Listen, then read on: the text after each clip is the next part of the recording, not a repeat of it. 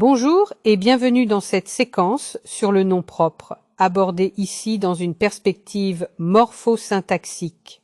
Loin d'être un simple nom capitalisé, le nom propre interroge profondément la grammaire et l'usage. Est-il vraiment invariant? Peut-il être modifié, fléchi, précédé d'un déterminant?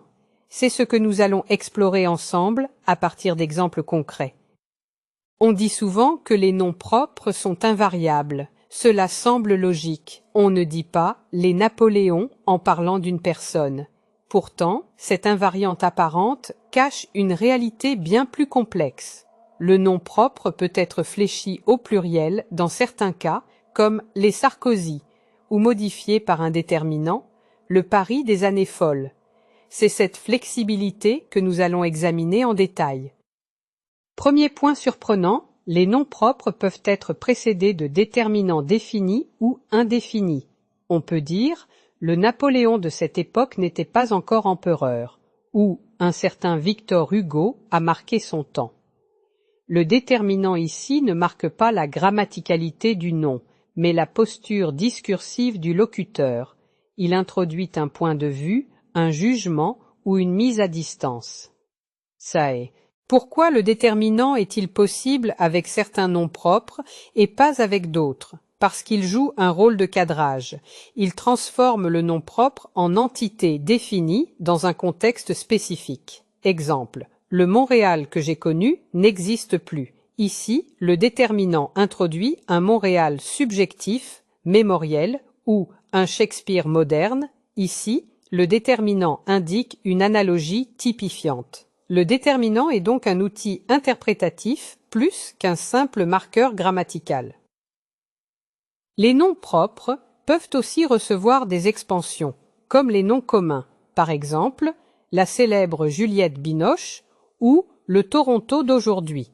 Ces expansions ajoutent des informations sémantiques, notoriété, époque, origine. Cela montre que le nom propre peut être modifié, contextualisé, sans perdre sa fonction désignative. Même la flexion, qu'on croyait interdite pour les noms propres, existe. On parle bien de « les Dupont sont arrivés » ou de « les Macron » en évoquant une famille. On dit aussi « les Picassos » pour parler des œuvres du peintre. Ici, le nom propre se lexicalise. Il change de statut, devenant nom commun par usage. Cela bouleverse la frontière rigide qu'on croyait établie entre NP et NC. Les noms propres peuvent aussi être qualifiés par un adjectif épithète, comme dans « le vrai Napoléon », « le jeune Victor Hugo », « la pauvre Céline Dion ». Dans ces exemples, l'adjectif ajoute une couche d'évaluation ou de précision. Authenticité, âge, compassion. On voit ici que le nom propre n'est pas figé. Il peut être requalifié et intégrer des jugements subjectifs tout en restant identifiable. Certains noms propres apparaissent avec des déterminants dans des contextes de détermination spécifiques. Par exemple, le Proust de la maturité est plus introspectif. Un Einstein serait bien utile aujourd'hui. Le déterminant ne signale pas qu'il y a plusieurs Proust ou Einstein, mais qu'on évoque un aspect, une image, une version de la personne. C'est un usage métonymique du nom propre, très courant dans les textes littéraires et journalistiques. Quand on dit un Rimbaud, une Cléopâtre ou encore un Trump, on emploie le nom propre par analogie. Ce n'est plus la personne réelle qui est visée, mais un type, un stéréotype culturel. C'est un Mozart en herbe, une personne talentueuse comme Mozart. On parle ici d'antonomase. Le nom propre devient un nom commun temporaire, chargé de connotations fortes. Les noms propres peuvent aussi générer des dérivés lexicaux. Par exemple, mitterrandien, adjectif politique, napoléonisé, verbe rare, mais attesté, macroniste, clintonien, etc. Cela montre que le NP entre dans le système productif de la langue. Il peut créer des familles morphologiques, tout comme les noms communs. On retrouve aussi les noms propres dans des expressions idiomatiques ou figées. C'est du Mozart, tomber dans les bras de Morphée, être le Judas de quelqu'un. Dans ces cas, le NP est déconnecté de sa référence initiale, pour fonctionner comme symbole ou archétype.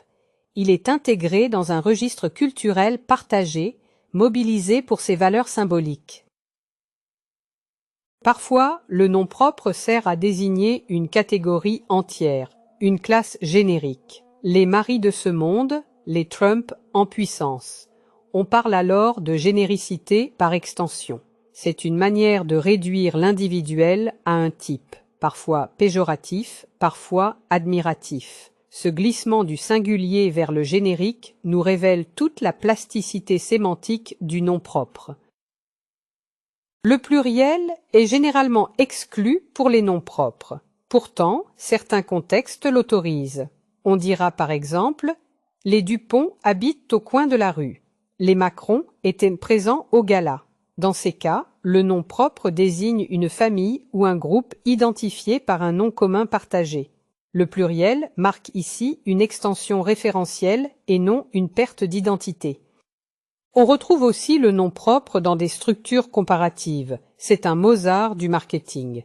Elle a un petit côté Cléopâtre. Ces formulations reposent sur la puissance évocatrice du nom propre. Il incarne un modèle, une image culturelle partagée. Le locuteur s'appuie sur cette image pour établir une analogie vive. Certains noms propres se transforment en noms communs par usage répété ou lexicalisation. Exemple bien connu, un sandwich tiré du conte de Sandwich, ou encore un diesel, un macadam, un ampère. Ces mots ne sont plus perçus comme noms propres, même s'ils en proviennent. La langue intègre l'origine propre dans son lexique commun, souvent par métonymie. On observe également des dérivations sémantiques où le nom propre donne naissance à un mot nouveau, proustien, shakespearien, kafkaïen. Ces adjectifs sont riches en contenu culturel. Ils traduisent une atmosphère, un style, un univers. La dérivation ne concerne pas seulement la forme, elle introduit aussi un réseau sémantique dense. Dans les médias, les noms propres jouent un rôle central. Ils sont chargés de valeurs, de connotations, de jugements implicites. Un article titrant « Un certain David Bowie, repousser les limites du bon goût » utilise le déterminant pour signaler une prise de distance. Les noms propres sont alors des instruments de rhétorique et de mise en scène. Ce parcours montre que le nom propre, loin d'être une entité rigide et grammaticale, est un outil malléable. Il participe à la morphosyntaxe, mais aussi à la sémantique et à la pragmatique. Il peut être fléchi, qualifié, modifié, réemployé. Il vit dans l'usage, dans les discours, dans les imaginaires. Le nom propre est donc à la fois un marqueur d'identité et un acteur du langage en mouvement.